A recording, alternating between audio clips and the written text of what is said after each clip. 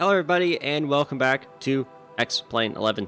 My name is Micah and today we are going to cover how to program the Boeing 737-800 Zibo Mod FMC. That is the flight management computer, and we are going to show you guys basically how to program it from departure, the routing, arrivals, go into the performance, a couple pointers about that, and getting it all set up before you can take off.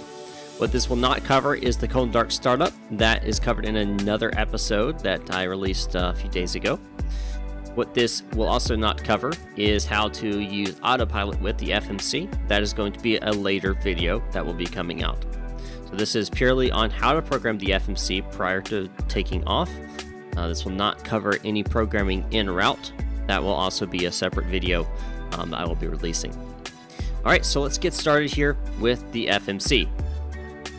So by default, when you start up the Zibo 737-800 and you turn on battery power and GPU, APU, anything like that, you're going to get this on your FMC. That's going to show you, it just says menu, FMC, and ACARS. What we are going to do is select the FMC by hitting the L1 button, which is the far upper left button. It goes L1, L2, L3, L4, L5, L6, R1, R2, R3, R4, R5, R6. Of course, you have your keypad down here, you have your numbers, and you have your options for selecting certain parts of the computer itself. So we're going to select L1 for FMC, and what we're going to get is a model, nav data, engine rating, current active nav data, the OP program, and then you have menu options of index and position initial, or POS init. We are, of course, the 737-800 Whiskey. Our engine rating is 26 kilo. That's 26 kilo. That is, of course, a larger engine, has more thrust. Nav data today is 19/12/27/2001, which tells us that we are active between January 2nd and January 29 of 2020. So we are on the most up-to-date nav data here in the Boeing. Of course, that is through Navigraph. Links will be in the description. What we're going to do from here is we are going to select POS init. This is our position initial. Now understand, if you are wondering why about this IRS positioning, aligning, all that kind of stuff, I cover how to align in the cold and dark startup, but we're going to show you it a little bit more here with the FMC. I'm not going to actually do anything else but just the FMC here. So we're going to do our reference airport. Our reference airport today is PDX. That is Portland, so Kilo Papa Delta X-Ray as our reference airport. And you'll see that our last position compared to our reference position is really close. That may or may not be the case for you, but as you can see, that is the case here. I am not going to enter a gate. I have found that oftentimes the gates are not in the database, and so I'm not going to worry about entering that. That could cause, of course, issues moving forward. What we're going to do next here is we are going to go into setting the IRS position. To do that, we're going to select next page, select the left GPS, go previous page, and hit R4 button to set IRS position. That's going to actually set our inertial reference system positioning points. That's our lat and long. From there, we are going to move into the route. So we're going to select route, and we're going to see that automatically in our scratch pad, which is this bottom portion right here, it has already entered KPDX because that was our reference airport, right? So KPDX is already in the scratch pad. If we just hit L1 for our origin being Portland, our destination today is going to be LAX, so Los Angeles. And we're going to hit R1 to input it into our destination. If this was a company route, at this point in time, you could put in the company route nomenclature and pull up that route. I'll be showing that in a separate, smaller little, like 5-minute tutorial-ette video that I'll be releasing in the future as well on how to use company routes. We're not going to be doing that today. We're going to show you how to program it all through the FMC.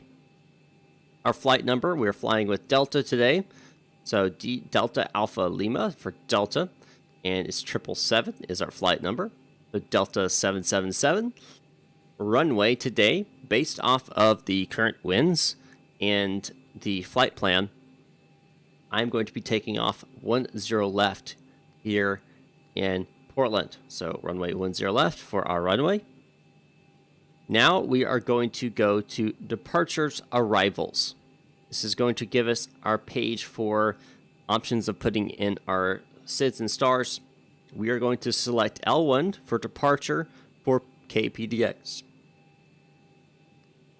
Once we've selected that, we are going to select our appropriate SID, which today our appropriate SID, which is our standard instrument departure, is Cascade 2. So we're going to select L1 for Cascade 2.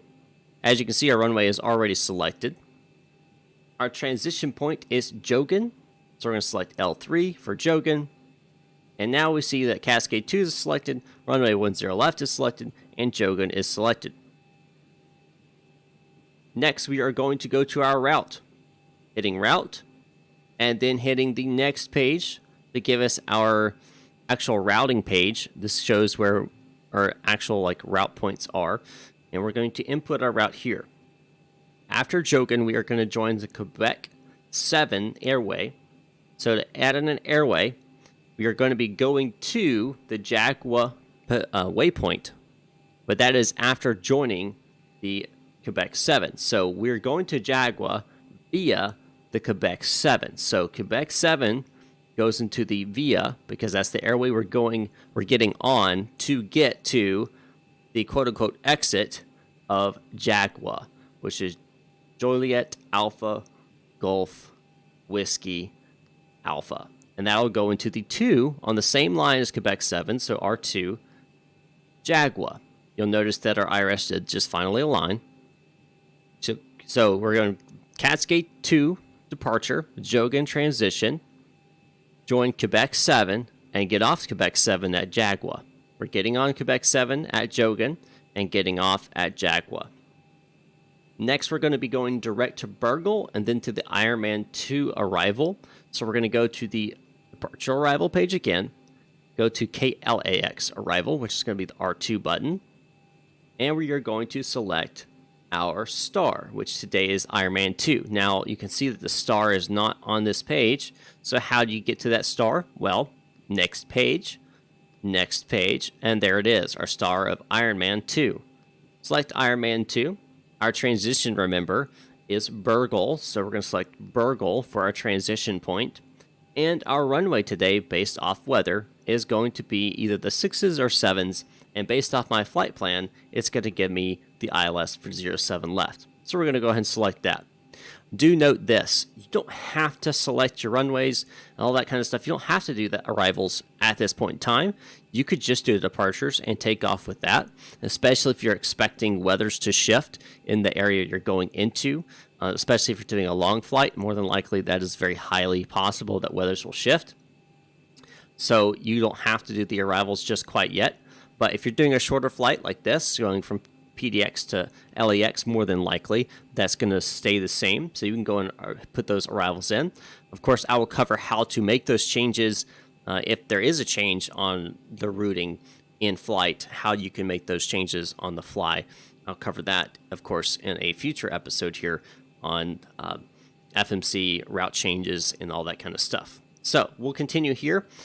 If you guys see this, these are other waypoints that basically are on the approach of the ILS 07 left and will extend your approach. If I bring up AviTab, which has, of course, Navigraph built into it, and I bring up this chart, this is the ILS for 07 left, and you'll notice that Exert waypoint is out here, and you also have, Ribbon, which is right here.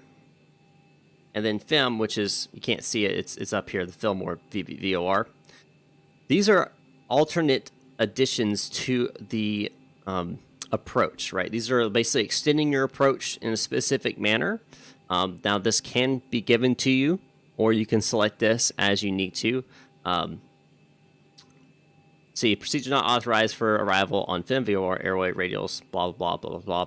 6,000 feet mandatory. There's notes on here, but those are what those are right there. They're basically extending your approach out a few fixes or something like that. So I usually don't use them. I have in the past, depending on the situation, and sometimes ATC will vector you onto those anyway.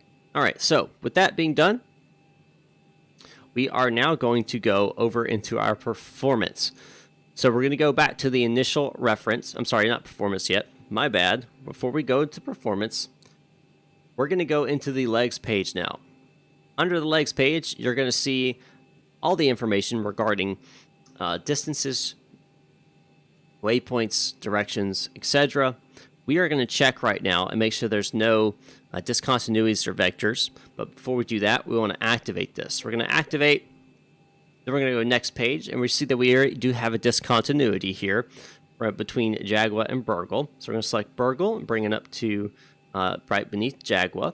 Simple as that. Next page, next page, next page. Now notice we have a vector here.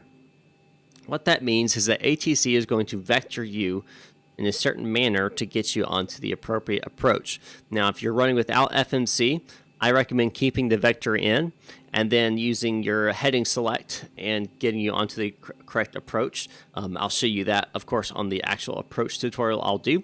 But generally, if you have ATC, they will vector you at this point. I'm going to leave it in right now. You don't have to. You can remove it if you're not flying online, don't have ATC. I'm going to keep it in, and I'll show you why I keep it in later on. Next page. Next page. Looks like we're good to go on our legs. Perfect. Now we're going to go to our init reference page, which is going to bring up our performance.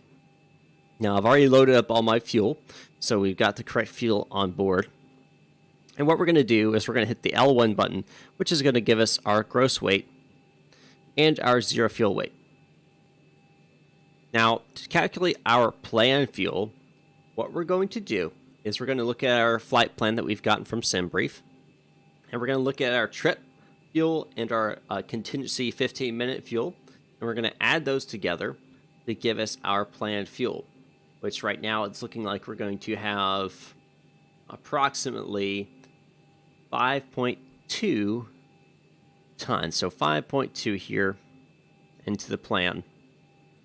Our reserves, all the alternate and the final, add those together, and those will be approximately 2.2 as our reserves. Our cost index, which has been given by SimBrief today, is 5, which is pretty low, but we'll go with it, 5. And then our cruising altitude is 350, again, given by SimBrief. Our cruising winds, what we're going to do with the cruising winds, we're going to pull that from the first waypoint after top of climb, and we're going to take those winds and input it as our cruising winds. So this would be Junji would be our first waypoint after climb, and those at 35 flight level 350 would be 318 at 107. So 318 is the direction, and 107 is the knots. Pretty strong winds there. Now, we're not going to worry about ISA deviation. We're not going to touch that. We'll touch that. That'll automatically fill out in just a second. Top of climb, that's what TC means. Top of climb, OAT, the outside air temperature. Excuse me. That means we're going to look at our top of climb, and we are going to select that temperature, which is going to be, in this case, negative 53. Notice that the ISA deviation automatically gives us 0. It's already automatically filling that information out for us. Now that we've done that, we go to the N1 limit, and we're going to select our outside air temperature.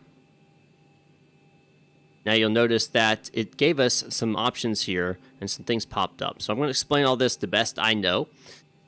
So let's start in the upper left-hand corner. You're going to see something that says SEL, that is selected temperature. This is basically telling the computer that this is, even though the actual outside temperature is 15 degrees Celsius, I want you to believe that the outside air temperature is what I'm putting in this box. And what that does is helps reduce the thrust, reduce the effort the engines make.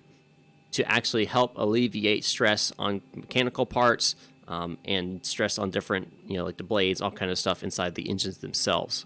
Reduces stress on the engines. So a lot of times people will use this for the selected temperature to help on the takeoff, to help prevent, maintenance issues. And a lot of times this is mandatory for airlines depending on the situation. Times you would not want to use this selected temperature and you want to use full power toga. Those would be things like slippery runways, crosswinds, icy runways, things like that. Stuff that you don't want to risk, taking too long on the runway and can cause issues with you maintaining center line. And you want to get off the ground as quickly as possible. But today we are in a dry conditions with outside temperature perfect 15 degrees Celsius. So what we can do is we can make the engines or the computer believe that the temperature is higher to reduce the thrust to help alleviate stress on the engines. Now there are several options here on the takeoff to help do that. You have selected temperature, but you also have derate. Derate is basically telling the computer, I know we have, for example, our engines today is 26 kilo, right? I know we have 26 kilo engines here, but I want you to believe we have 24 or 22. And what that's going to do is that's going to reduce the amount of thrust that's provided by the engine, basically telling the computer you can only do so much. It's giving it like a thrust limit. And that's going to, again, help alleviate some of that wear and tear on the engines and so forth. Now, I generally don't do anything with the derates. I don't touch the derates generally. You can if you want to. There are calculators out there that will tell you what to do in what situations. I don't personally own any of those. They usually cost money. I do know people that do use them. I personally don't. I just kind of wing it. You can say that's terrible, whatever, that's fine. What I generally do if I'm in good conditions, I'm going to set the selected temperature to give me about 95 on the N1. And that's going to help reduce a little bit of that stress on the engines themselves. And of course, this is not for short takeoffs, not for, wet weather, icy weather, or, large crosswinds. So I'm going to put in the selected temperature here of 39 degrees. And that's going to get me about 95% on the N1, and that's what I want. Now, of course, you can play around with this, and you can see what works best for you, or you can use a calculator yourself and do that. But there is options, of course, for doing derates and climbs. If you want to adjust those and play with those, you are more than welcome to. Generally, I leave these alone and just use a selected temperature, but you can, of course, use the derates and so forth if you wish. Next, we're going to go to our takeoff page, and we're going to select our flaps. Generally, I use flaps 5. There are situations where you may need to use flaps 10 or something similar, or less flaps. Maybe you don't want to use any flaps.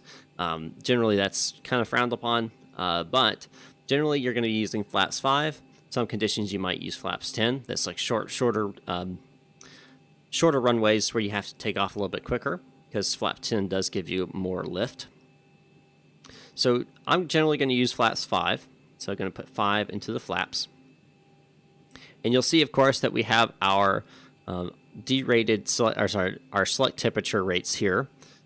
And then I'm going to select L3 for our center of gravity. This is going to pull the center of gravity from my current performance page, which is 24.1%.